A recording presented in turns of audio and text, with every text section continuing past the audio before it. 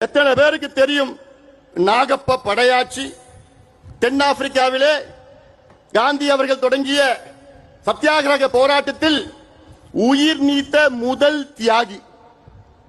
இந்திய விடுதலை சத்தியாகிரக போராட்டம் அடித்தளம்.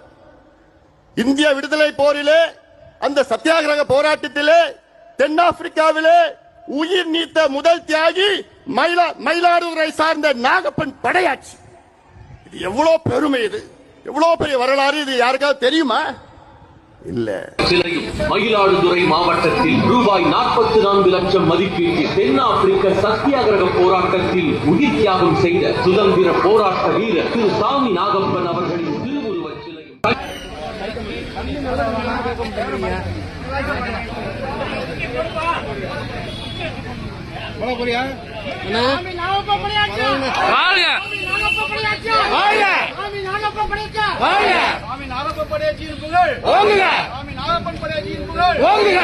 நாகப்பன் படையாச்சியின் புகழ்.